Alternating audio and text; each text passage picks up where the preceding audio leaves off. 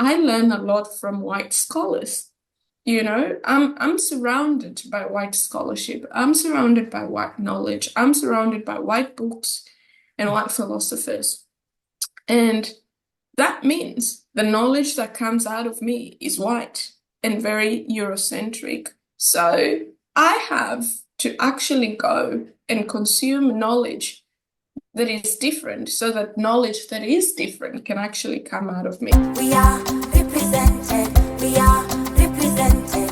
We are represented. Welcome to Represented, the podcast. I'm Aniki Shuru, racial equity coach for online business owners who want to be intentionally inclusive by building a business that is racially equitable. I created this podcast to normalize a conversation around racial inclusion so that fear is no longer the barrier that gets in the way of doing this work. This isn't about perfection, it's about progress. Whether you're taking your first steps or you're well-versed in the journey towards racial equity, this space is for you. So welcome home, friend. Let's get started. From coast to coast, around the globe, we are represented.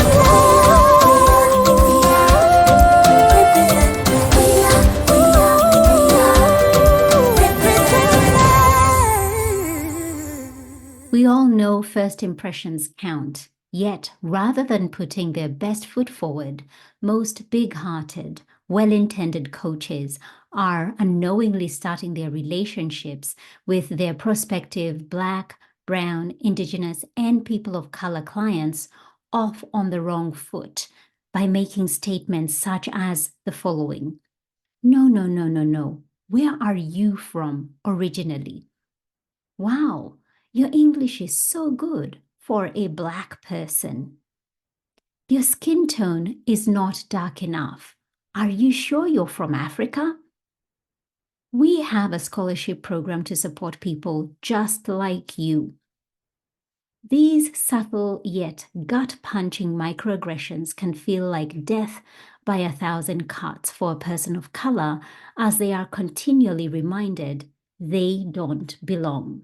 That is why I've put together a training called Microaggressions 101, where I help you to understand how to hold safer spaces in your online coaching business that will see you serve a wider and more racially diverse audience.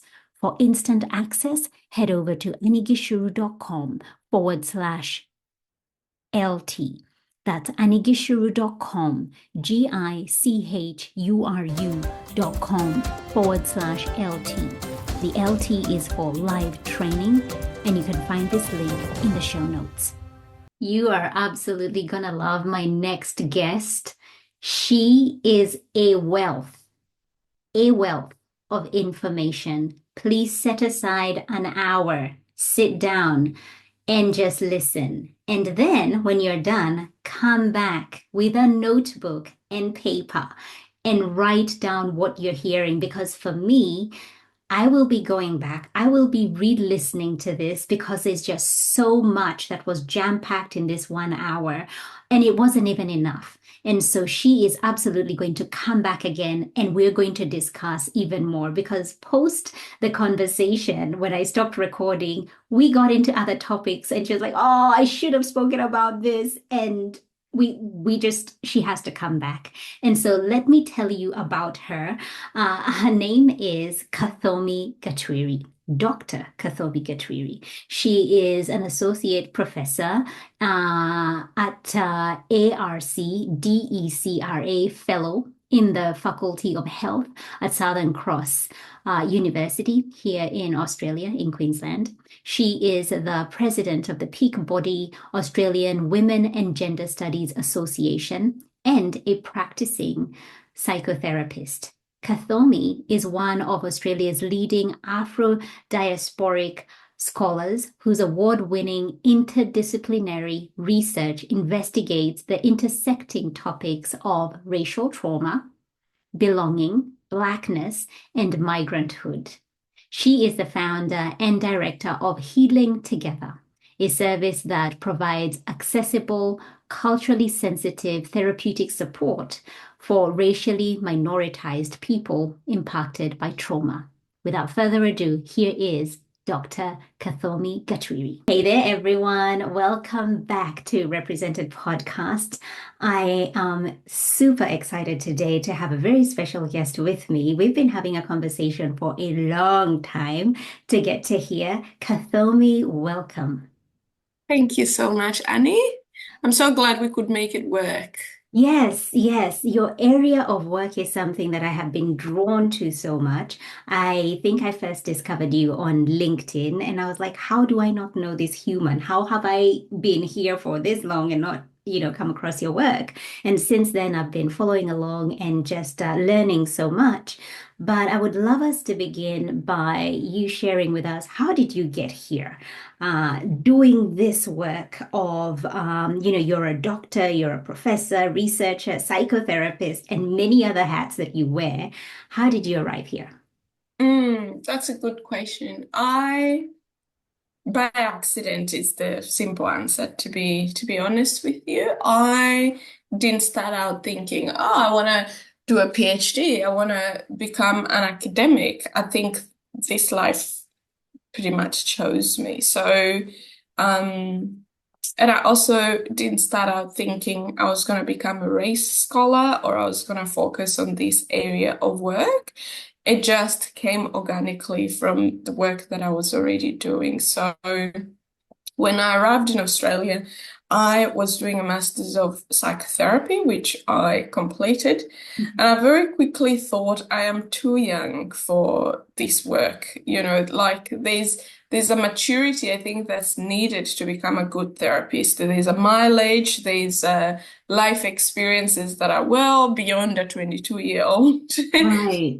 and I just decided, even though I spent all that time learning about psychotherapy, I was going to give it a pause and I was going to grow up first. So that was a big decision. Along that time, I was offered an opportunity to go and do a PhD, and I took it. I did not know, actually, I had a PhD in me until someone said, "Do you want to do it?" I was like, well, I'll try, but I can't promise anything. Right. So I think some of those opportunities, you don't know you have it in you until someone gives you the opportunity to just go and do it. So I was a scared 23-year-old trying to figure out, how is this even done? I didn't really know anybody in my personal life or in my family who had done this. So I took the opportunity. I think the rest has been history. In terms of focusing on this area of work, I would say pretty much it was very accidental. My PhD was not on anything like this. It was actually on childbirth trauma and obstetric fistulas and, something completely different, right? But when I started writing more about experiences of women, particularly Black women in labor and their childbirth experiences, they said, well, we can't actually talk about those experiences without talking about our experiences as Africans and our experiences as Black women. Like, it's almost like that takes a secondary conversation for us, because even as we enter the theatre, as we enter, those childbirth moments for us, we are seen a particular way and therefore treated a particular way. So even though I didn't go seeking to learn about race, every time I talk to my community, that's where they started and that's where they ended. And they said, well, what are you going to write about this? And how are you going to write about this? So it was the drawing of the community to talk about that alongside all the other aspects that they felt was important. And that's how I found myself honed into writing about the experiences of Africanness, of Blackness, of migrant-hood, or wrapped into one. And then about 5 years ago, I returned to psychotherapy when I felt I had enough maturity and enough, academic rigor to be able to support people who wanted help in a particular way. So that's a long intro into how we got here. No, that's not long at all. You can keep going because I have, questions are just coming up as you're sharing that. Was there something in particular that drew you to psychotherapy? Was it something growing up that you felt drawn to that particular area of study? I would say probably mum had an affinity to, she's a social worker, she's a gender specialist, and she spent a long time counseling women who were living in domestic violence. So that was my first introduction to that area of work. And my first degree was actually in social work. And in social work, there's a lot of therapeutic work that goes into that profession. So I did think about if I wanted to specify to do any kind of specialization, it would be to work with individuals to support them to recognize their agency in one way or another. So I would say that personal introduction, just observing curiously what my mum was doing with her work, and also going to university and being introduced to this area of work where I thought, wow, that's very interesting. But my approach to therapy has really changed after living in Australia for so long because now my focus is not just about the individual, it's also about getting the individual to understand the systems within which they live so that we are not just telling a person to change themselves when the systems around them are the things that have made them be who they are and the patterns that they've adapted to cope. So it's a interrelation of the two, I would say.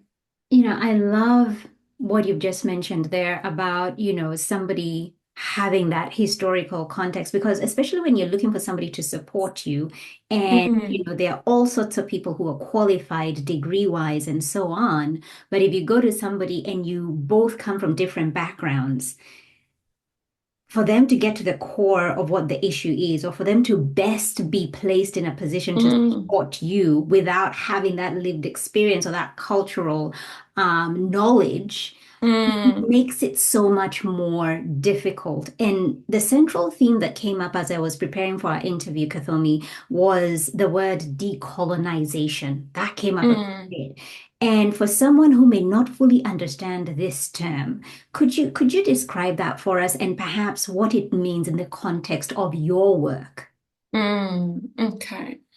So I'm very, very aware that the term decolonization is everybody's cup of tea at the moment. It's in everybody's mouth, it's in everybody's writing, it's everywhere. It's just like the way we've now colonized the word intersectionality, you know? So it's decolonization is really the act, the very present act uh, of undoing, unlearning colonial, of removing colonial remnants from our brains, from our bodies, from our actions, from our everyday lives and relationships, right? So if we are to imagine ourselves as swimming in the ocean, for example, as a metaphor, and the ocean is the colonial context, so, and we are all immersed in the water.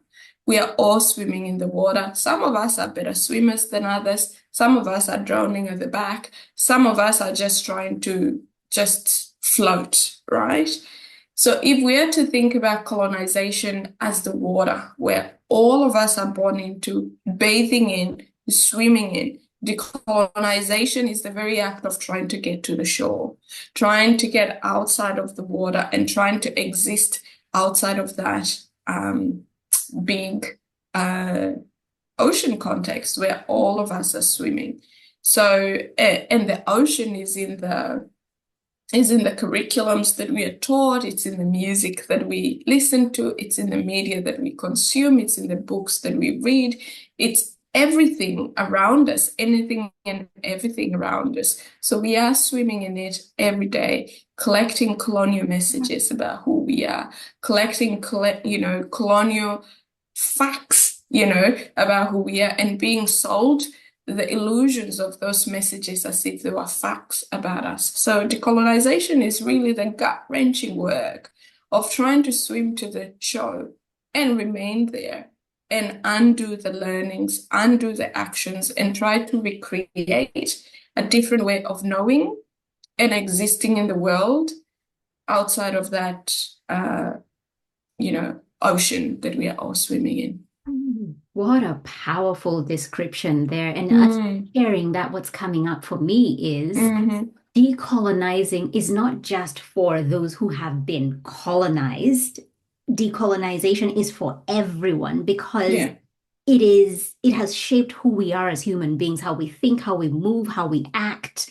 And so it has shaped us, our belief systems, and the humans that we are. And so decolonization is not for a certain group of people who were colonized, but it's for everybody. It is for everybody, more so for the people who exist within the colonizing mentality, actually. So I would say Right. decolonization, just like Bell Hooks talks about, she says feminism is for everybody, right? And I would say decolonization is for everybody. It is both for those who colonize and those who have been colonized, because a colonizing mindset cannot colonize without being colonized itself, So, and to colonize, you have to assume a colonial mindset, colonial view, a colonial way of being. So, more so than the person who is colonized, the person who has a colonizing mentality also has to do the work of rethinking how they relate to the world and how they relate to other people in the world, and almost undoing this hierarchy that we've constructed as the way that we live our lives. Who is better? Who is this? Who is that? Who sits at the top of the hierarchy within this colonial context that we live in, and undoing that bit by bit. So I would say we are all swimming in the water, and we are all colonial beings in one way or another. Some of us are, like I said, the journey is a bit more different. We are trying very hard to swim to the shore. Yes. And others are in the middle of the ocean. They're never gonna make it to the shore, So it's difficult work, but I think it's necessary work for us to connect really to the versions of ourselves that can exist outside of that colonial mentality. Yes, and there's a post that you shared on LinkedIn a little while ago, and you were like, enough with talking about decolonization. Action is what is required. And Mm. I'm wondering, what kind of action do you feel is required? And by who? Is it all of us? But what would that action look like, especially once people have reached the stage of awareness, the stage of realization, oh my goodness, we've all been sucked into this ocean. We're living in this ocean. How do we begin the act of taking action? What would that look like? That's a good question. So, like I said earlier, the very first of decolonization is recognition. Recognition that we are in the ocean swimming, and we are swimming in waters that have very strong currents. And it's just much easier to be carried along with the water than to try to swim upshore. So that's the very first act of recognition of decolonization is recognition. The second act is, being able to make a conscious decision about swimming backwards. So what that means is, here I'm thinking about, an African philosophy called Sankofa. It's a Ghanaian philosophy that means going back to that which belongs to you, or, going back to that which you've forgotten. So the very act of decolonization is making active, consistent choices about returning to yourself. Because what colonization does, it strips you of yourself and imposes other versions that, people think are better, more sophisticated, more civilized, all those things. So it's making those conscious decisions. And those little choices could be as small as, who is teaching me? Who are my teachers in life? So if you just actively today, after you listen to this podcast, to just go to your home and look at your home library and look at who is teaching you. I just want you to look at how many Black scholars that you've got there. Yeah. I want you to see whether you've got any disabled scholars. I want you to see whether you've got any LGBT scholars. I want you to see whether you've got any Indigenous scholars. Who is teaching you outside of your own worldview? And be very open about learning from people who have different experiences from you. Now, I know this sounds simple, but it's one of the most difficult things to do, to be able to hold the experiences of other human beings as if they were just as accurate and valid as our own. And so for me, it was just mostly going, I learn a lot from white scholars. I'm surrounded by white scholarship. I'm surrounded by white knowledge. I'm surrounded by white books and white philosophers. And that means the knowledge that comes out of me is white and very Eurocentric. So I have to actually go and consume knowledge that is different so that knowledge that is different can actually come out of me. So that would be very particular. And then the other thing is not just reading, but also making conscious decisions about interrogating your relationship with power. One of the things that colonial mentality does is to lure people with power and what that power can do so that you can climb the hierarchy of white supremacy, and you can climb the hierarchy of patriarchy, and you can climb the hierarchy of life, And it doesn't often say if you get this power, it'll be this and this and this. It is often if you get this power, you don't get to be like that and that and that. It is who you stop being like, not who you become when you're given access to power. So the conversation is, how do you change your relationship with power? Because a lot of people get power to colonize, to disempower, to disrespect, to take away from, to colonize, and to also climb the power so that they can be just like the colonial master on this other side. So when we think about how we've been sold the idea of power is you go to school, you accumulate things, you earn this so that you don't fill the blanks. So decolonial way is that if I have access to power, how can I use that to be able to distribute wealth, to be able to distribute knowledge, to be able to form different relationships that are empowering towards me. And finally, it's about integration into community. When one of the things that the colonial works does so well is to separate people, to sell you the idea that you exist in the world as an individual, that you can make it as an individual. That's why we hear all those stories about being a self-made millionaire. We love those stories because there's an illusion that you as an individual, you carry your own power, wealth, capacity, and everything that you need to be able to succeed in the world. What a decolonial mentality talks about is we exist integrated with other people. We exist in relationships with other people. Even if you're a self-made millionaire, you probably had someone who cooked for you. You also had someone who talked to you. You had someone who you brainstormed ideas with. You had someone who gave you, a loan here and there. You did not make it on your own.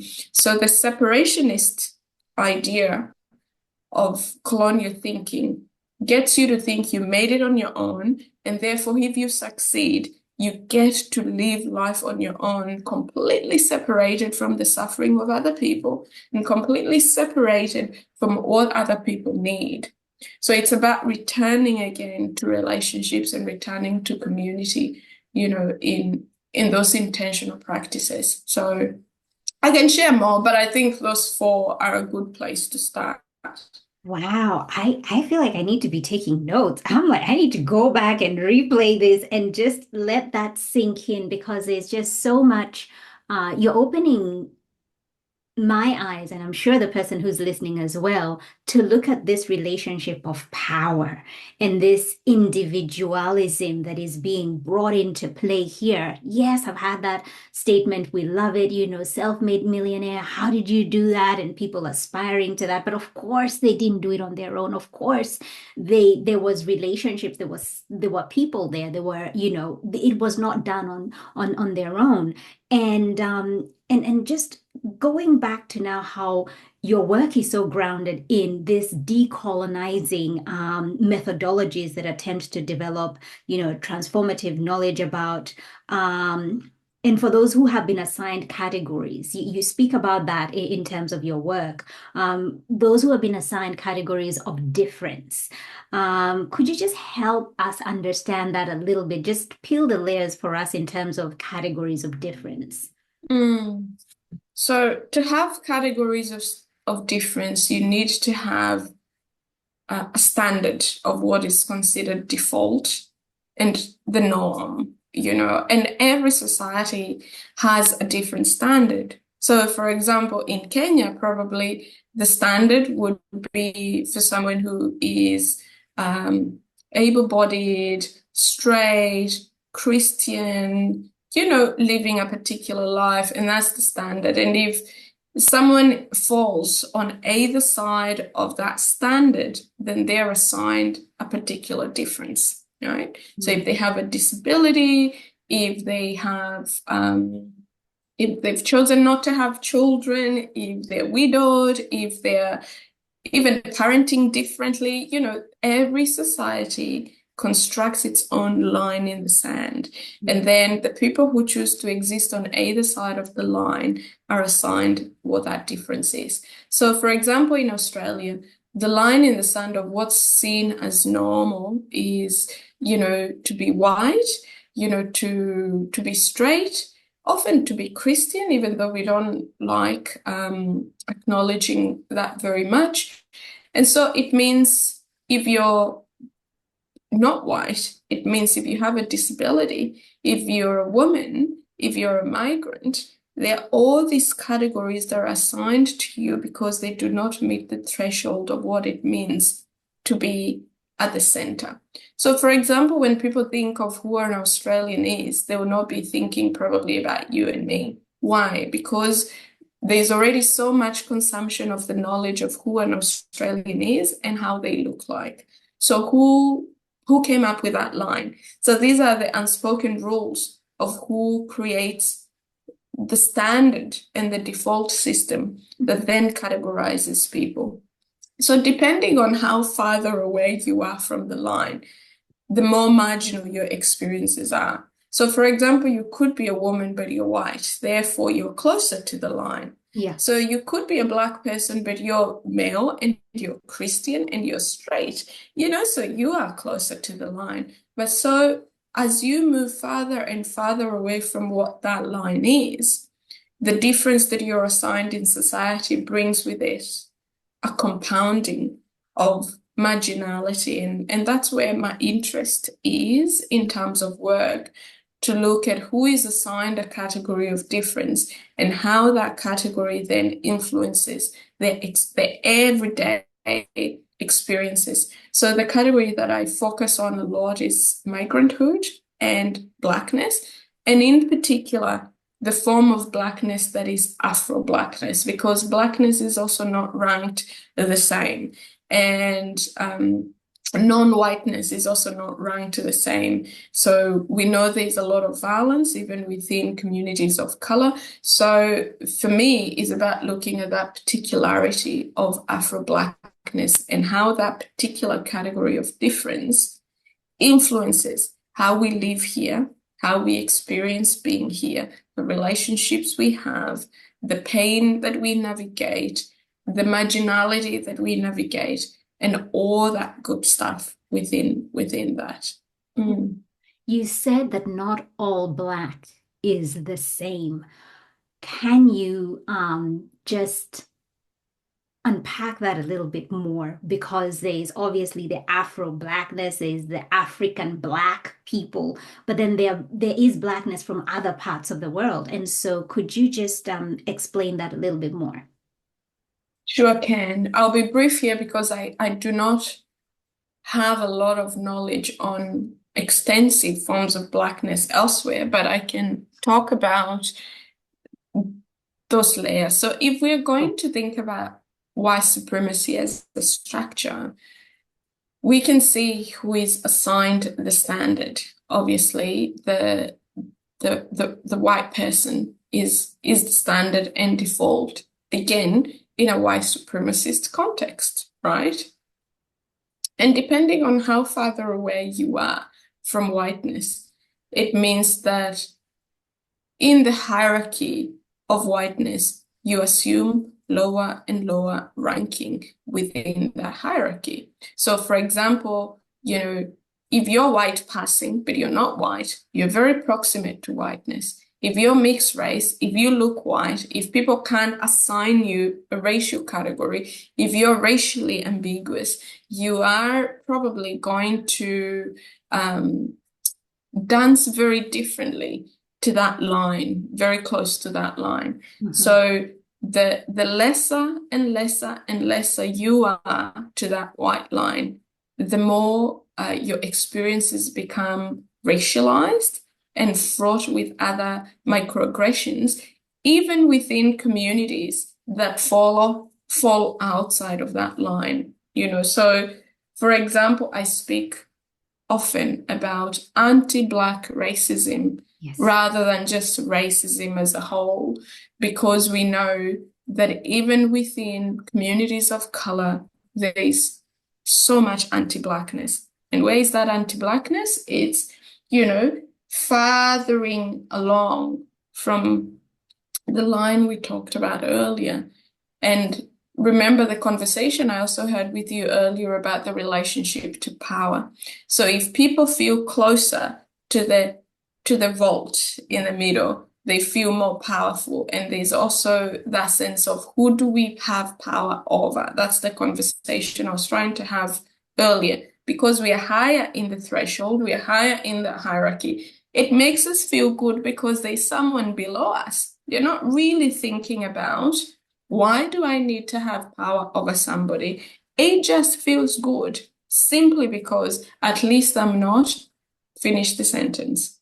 So like I said, power sells you the idea of who not to become, not who to become. And therefore that really changes the conversations of how even communities of color relate to who they perceive to be below them in the hierarchy of whiteness.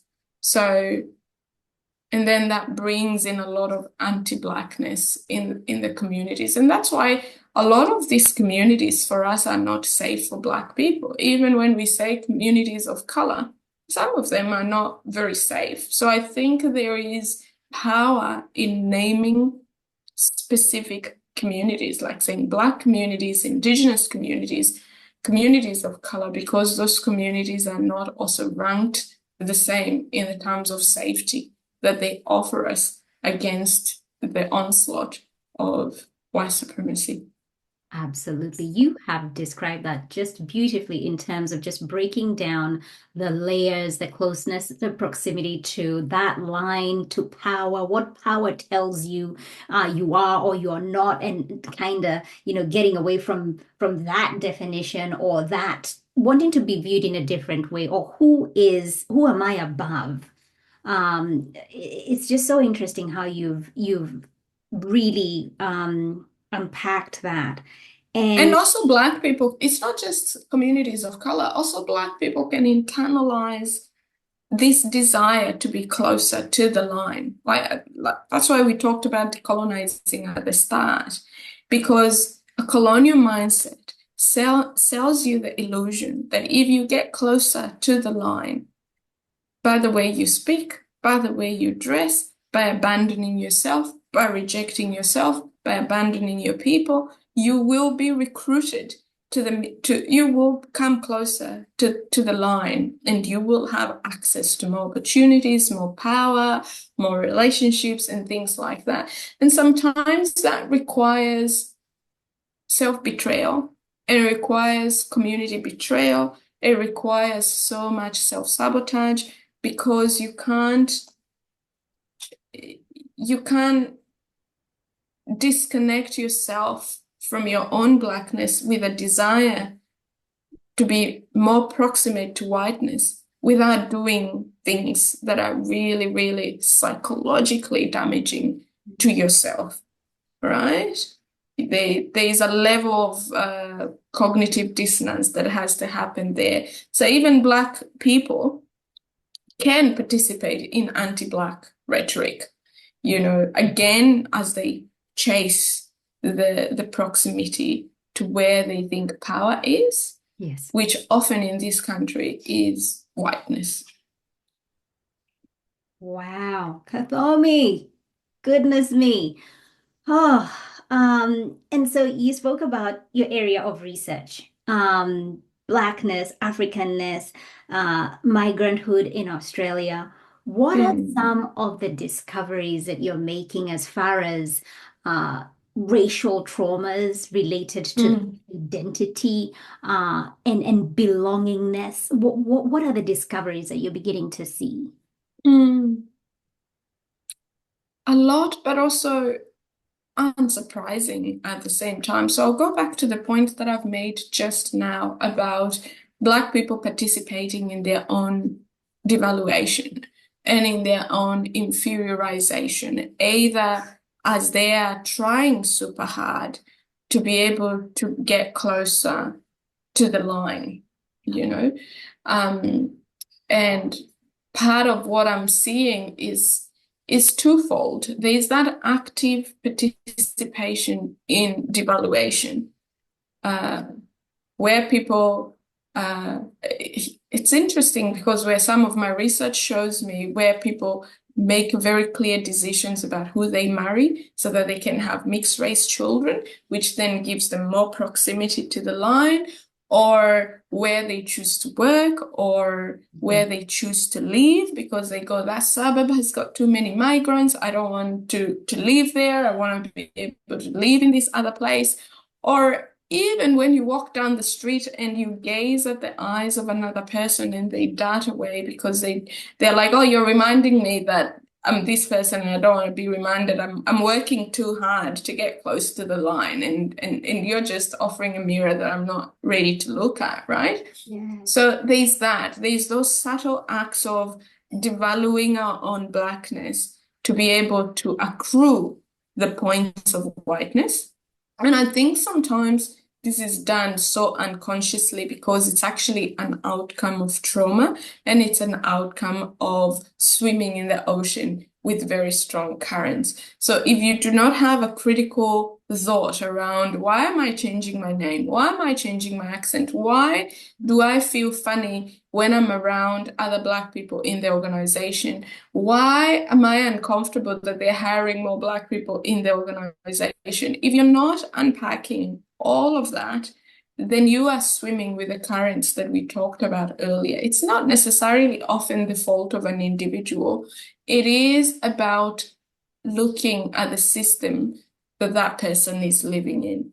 So, and how, coming to my second point, how they make these really interesting decisions as a way to cope with the onslaught either of racism or marginalization.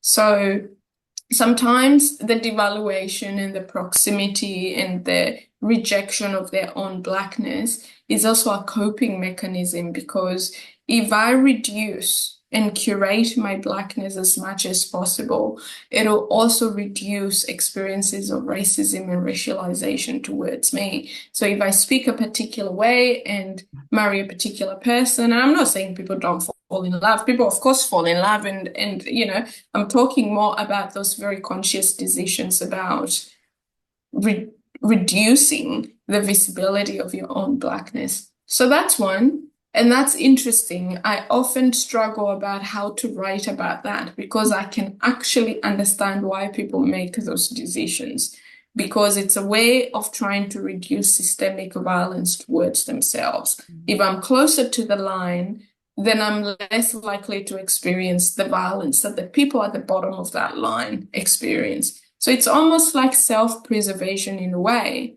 but it is also self-devaluation and self-sabotage. So people existing within that threshold of self-preservation, but to preserve, you also have to self-destroy, which is fascinating. The other discovery is people talking to me often about the concept of racial fatigue, which is, existing in a colonial context is hard. Existing in a white majority context as a Black person is very exhausting on the body. Why? Because it is the everyday micro and macro assaults of racism and microaggressions. Some of them are very subtle, some of them are unintentional, and some of them are very loud and bold and big, from the politicians naming us and labeling us and criminalizing us, making it harder for us to form good relationships with everyday Australians, to the micro practices that hinder our belonging in community.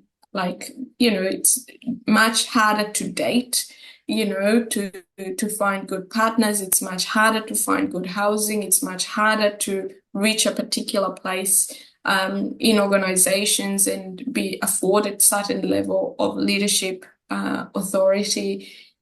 It is just much harder. And I'm not saying it's not hard for others. I'm saying it's much harder for communities that live within a racialized context. And so the fatigue of everything feeling like, oh God, I don't know what I'm going to face today. I don't know who's going to tell me to go back to where I came from today. I don't know who is going to tell me my English is good. I don't know who is the random person who is going to try to touch my hair and my children today. I don't know who is going to ask me when I'm going back. Like the anticipation of racial violence, even when it's acute or overt or covert, is a very real psychological burden on Black psyche. So you're walking out every day, and to my third point, hypervigilant.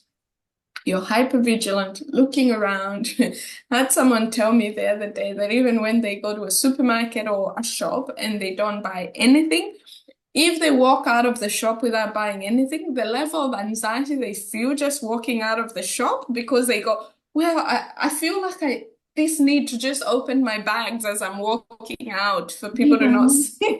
You've said something that is so true. For me, it is when I do the self-checkout at the grocery and it asks you, do you need a receipt or not? Of course. I always say I need a receipt because just in case anything happens and I cannot prove that I have paid for every single time. And it always dawns on me, because obviously I do this, but it always dawns on me. That's just something as a Black person I do because it's just a mechanism. That's just how I'm wired. That's right. And you need to constantly have proof on you that you're not a bad person, that you're not here to steal things, that you're not a criminal, that you're actually a good person. So just the fatigue of having to prove every day that you're a good person, because you're counteracting the dominant narratives that you could potentially be not a good person, is what creates this fatigue. And as a therapist, I can see how this then manifests in very real psychosomatic symptoms. Black people often talk about constantly feeling bloated, constantly struggling with psychosomatic pains every day, anxiety, depression, and all those things. And sometimes, when I think about this, is that the symptoms of racial trauma are so similar to symptoms of, say, depression or anxiety, that really sometimes we're medicating people for diseases that they do not have, They're just experiencing an overload of racial trauma. So when we put them on medication around depression or anxiety, we're not really going to the root cause of what's causing the body to wither. So this is what there's a theory that was developed by an American sociologist, the withering framework, or weathering, which means it doesn't matter how strong you are. If you put a rock under a drip of water, eventually that rock will split. It doesn't matter how strong the rock is. If the drip is there every day, nonstop, all the time, eventually this big, massive rock will split. And it's how I like to think about racial fatigue. It doesn't matter how strong you are. If the injury is ongoing and never ending, eventually people crack. And this is why I think we see a lot of issues in our communities around mental health, around very high attempted suicides, around just, such a psychological, soul-wrenching fatigue with not knowing that, yes, I can cope today, but the drip is still on me. So, yeah, so I would say that's one of the biggest things that people talk about. But when I talk about Black people, especially Africans, I never like to talk just about the suffering because the beauty of our people is enormous. So the other thing that comes out of the research is the agency and the beauty and the resilience. We are hustlers in this world. Like, honestly, Yeah. we come into a difficult space and trust Africans to find a way to excel in our space. We are some of the most educated migrants. We are some of the most, in terms of home wealth, in terms of the migrant financial hold. We do really well, including in America. We go to some place, and because we're willing to do anything and everything, we will work those jobs that nobody wants to work. We will do the things that people do not want to do. We will put ourselves on the line. Like, our threshold for our resilience is absolutely remarkable, and also our capacity to let water slide, like water off a duck's back. We're like, I'm here for a reason. I'm here for my kids. I'm here for myself. So I also love to tell that story because I think that's what gives us an opportunity to survive, but also an opportunity to do really, really well. Every time I travel this country and every time I go, I'm often met with a community of Africans and the incredible stuff that they're doing in spite of the racism, in spite of the drip every day on top of their forehead, in spite of all the challenges and doors being closed and people telling you you're less than, to see that amount of beauty and grace and resilience is nothing short of remarkable. Yeah. And so that is a story that also needs to be told alongside all the other stories that I have told. What a powerful balance you've brought in. I truly, truly love that. And yes, I often ask myself, this Black level of resilience is unmatched. And I wonder if those barriers were removed, if we didn't have to deal with racism, what could the Black community be? What could the Black race be? I know. I ask myself the same question, Annie. I think, like, I put a spreadsheet every year for the times that I've needed to take off work or to lie down or to take sick leave simply because it gets too much. And sometimes I go, imagine if I had that time to just kind of not worry about those things or recover and do all these recovery practices. What could we be? Sometimes I wonder what books are unwritten because of this? What ideas are undiscovered because we are out here trying to prove we are not criminals rather than thinking? But also, it's not even about doing sometimes, and it's also about what capacity for rest and joy would we have? Like just being able to go out there and play with your kids and just knowing it's all good. I don't have to prepare and give them the talk before we leave the house. I do not have to worry that if my black boys are playing on the street, that they might be, over-policed and hyper-policed and put under scrutiny. So it's not even just about the things that we could do, because we do a lot of the things in spite of. It's also the things we don't get to do, the joy, the resting, the absolute, it's almost like removing white noise from our brain and just having access to our entire capacity to just be. And that is the part that actually gives me the biggest grief, because I just go, it's almost like we can do, but it's what we don't get to do because of that heaviness, the resting part, the beauty part, the smiles that have been taken off our faces, the joy that has been taken off our bodies, the illnesses that we now have to fight because of this kind of trauma, the parents that are dying young, the families that don't get to enjoy the longevity of their families because a lot of Black communities die young, and we know racism is a killer. It's all those things. It's people who decide not to have children because then they're like, I'm not bringing a Black child into this world. It's those life-altering decisions of not just what we could do, but what we could be, I think is sad. How do you keep going? How do you keep doing this work? And you do it in, as I said in the very, very beginning, you wear so many different hats. And I'm thinking of the psychotherapy one, holding that space, hearing these stories, watching the racial trauma, experiencing it yourself, studying it, researching it. How do you keep going? How do you keep doing this work? I don't. I'll be very honest. It is hard and it is tough. I just put one leg in front of the other every day. That's it, one day at a time.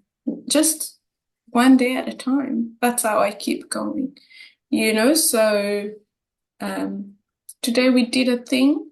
Today I had a conversation with you. Today I'll write a paper and I'll do something else tomorrow. So I think that presence of mind into being able to focus on what I'm capable of having control over today is particularly important to me. I do not let myself completely drown into the things I do not have control over, because it can become very self-defeating. When I think about how big and how violent white supremacy is, sometimes I just go, what's the point of even doing this little research that I'm doing? When I look at what is happening in the world and I feel deflated, I cannot stay there for too long. I can bear witness. And often I choose not to look away because I want to bear witness. But I choose not to stay there too long, because the resulting outcome for that is that all of us are vanquished by the fatigue of doing this work. And then there's no one doing this work. I think Toni Morrison said in one of her books, the biggest strategy of racism is to distract. That's its biggest goal, is to distract. It distracts you from joy. It distracts you from your family, distracts you from relationships. It distracts you from yourself, because every day you're thinking about, I've got to print that receipt. It's distraction. It's just, you can't just enjoy shopping because you're constantly being distracted about how you're being perceived, right? So that is one. I try to say in my circle of what I can influence, and anywhere I can influence is my research. That's what I'm doing. And with my clinic, that's what I'm doing. That's my small circle of influence. The second thing is that I get taken care of a lot. And, one day I'll come back and talk to you about this framework that I've just developed called the Dignity Framework. And one of the things that people talked to me about during that research project is our desire of Black people to be cared for and to be cared about. Because when you're always seen as the helper, the person who is always in service of others, people assume, oh, you don't need care, you don't need help. You're the helper, you're the person, you're the strong one, you're the strong Black person, you fill the gap. And so for me, decolonizing is rejecting this trope of being a strong Black person. Because Annie, I am weak, I am soft on the inside. I'm not particularly, stereotypically what people consider as strong, maybe emotionally, but I need care. And I'm very open about needing love and care and support from people who support me. So I'll never say I don't need help. That will never be me. If I need help, I will ask for it. Because like I said, there is no one who is self-made. Everybody is relying on a relationship to get them going somewhere. So for me, it's my partner, it's my very close girlfriends, it's the relationships that are very intentionally curated. People who are racially safe for me, people who are culturally safe for me, people who know me and know my heart, and they're big on forgiving me if I mess up, but also big on carrying me if I need help. Nobody can do this work alone. And so when we reject the separationist ideas of being an individual, we are also leaning into the joy of being supported by our community.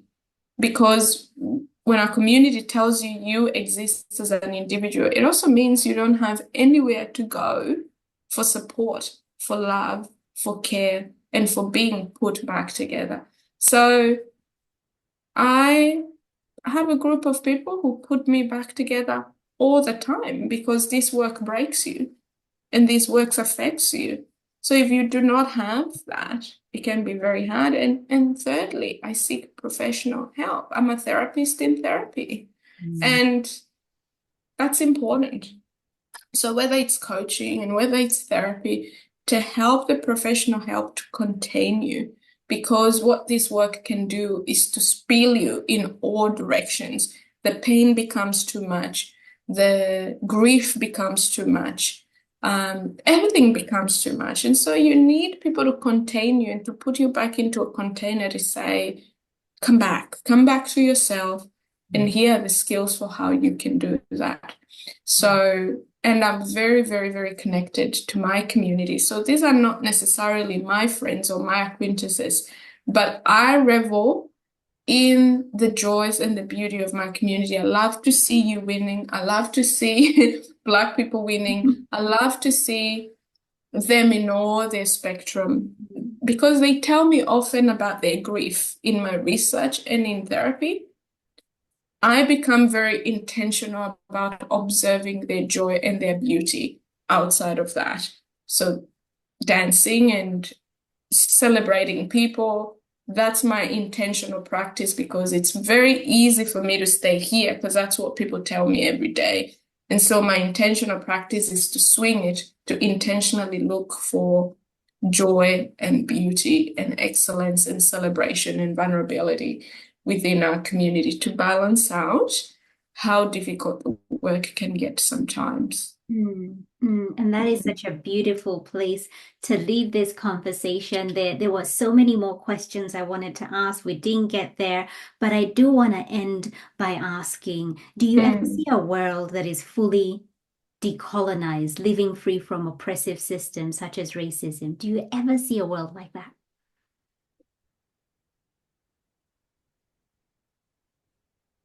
I'm gonna be honest and say not now. because the world that we are living in has not reimagined an alternative. So we are trying to swim to the shore, right? But the river is still there and the ocean is still there. So I think what we need as a world is to reimagine an alternative to this, an alternative with this hyper-capitalism, an alternative to this, obsession with whiteness, an alternative to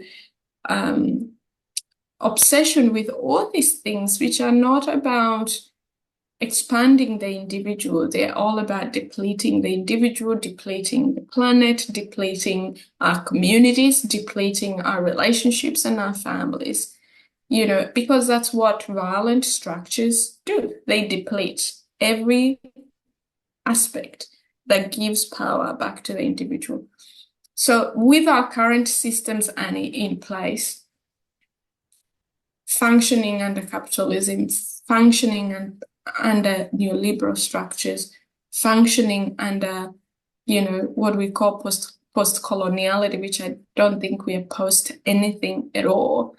I don't think it is possible for us to have that now. But in saying that, the world that we live in right now was our great-grandparents' wildest dreams, and they fought for that. And they fought their little part so that we can enjoy this little part.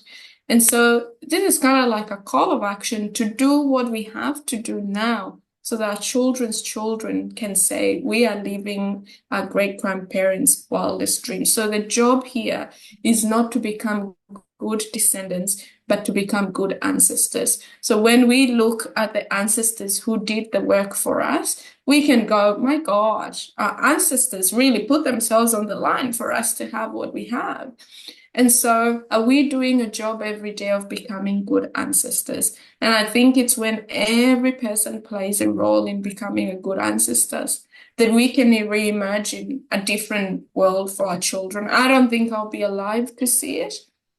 But that's actually why I work so hard, because that's what Ubuntu is. I do not have to sit under the shade of the tree that I planted. So it's planting as many trees that I can with the work that I do so that people that I do not even know, children that I haven't given birth to, have a place to sit down and rest.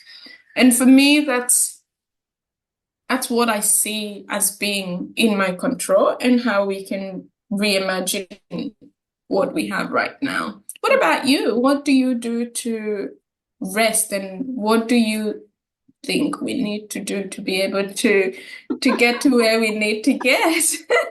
Oh, wow. Look at you spinning it back on me. Yeah, I'm spinning. I'm putting you on the red hot seat. What do? I have firm boundaries. I'm not always immersed in my work. I'm teaching, educating small online business owners on how to be more racially equitable. It is work that can be very depleting and exhausting.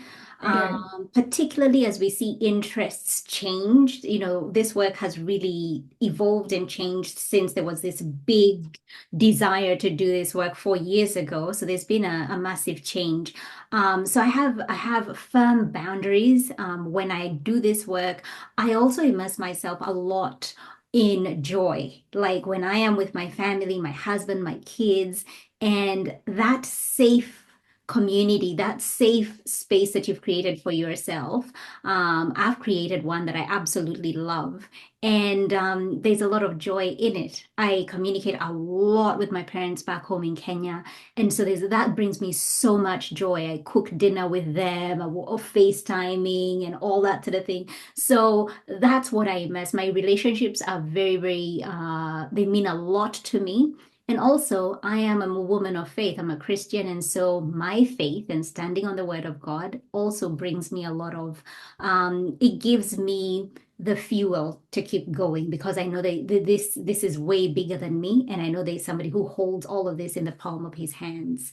When it comes to a future, I love what you've said about, we are can we be good ancestors? It's not about what kind of descendants will we make or are we? It's about what kind of ancestors will we be, and paving that way. You know, my mission with the work that I do is very much driven by the world I want my children to live in. And I've always said, if I can make their time here living in a different country where they're not the majority, where they face less obstacles than I did, where the road is just a little bit more smoother for them than it was for me, then I feel like I have played my role and I pass on the baton to them when their time comes, and they make that a little bit easier for the next generation and so on, so that who knows, maybe down the track, there might be that kind of world where racism is a thing of the past. And so that is my dream, my desire, and my hope.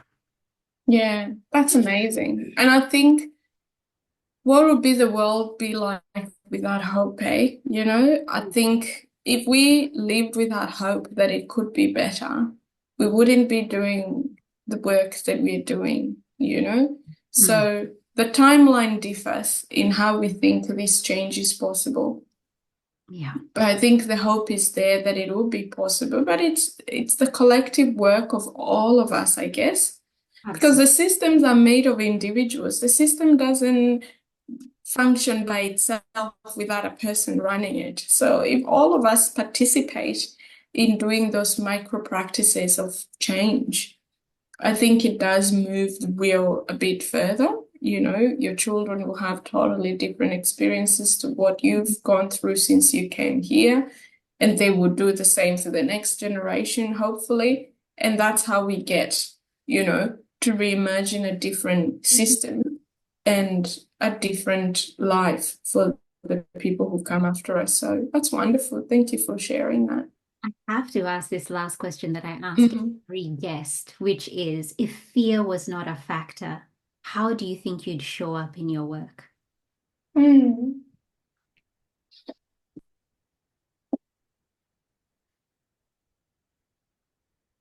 a good question. If I wasn't afraid, what would I do? So let me answer that question in two parts, because part of me is unsure and part of me is thinking about it. So I already live a life that I consider a bit fearless, because nobody does this work without leaning into how vulnerable it is and how fearful it is, right? To be a Black woman constantly talking about white supremacy, to be talking about whiteness, to be talking about the injuries in our community, is to be in the vulnerable day in, day out. You know, so when people say, oh, Kathomi, you're so brave, I'm like, I'm not brave. I feel the fear and I just do it anyway. Because if I waited for the day when I wasn't afraid of the backlash of white supremacy, I wouldn't have the courage to do the work that I do. So I'm answering this by saying, I'm not waiting for fearlessness, right? Because I think fear is also a gift. I am leaning into the fear and doing it anyway. But if hypothetically I was to live without fear, I actually don't think I would be doing the kind of work that I do.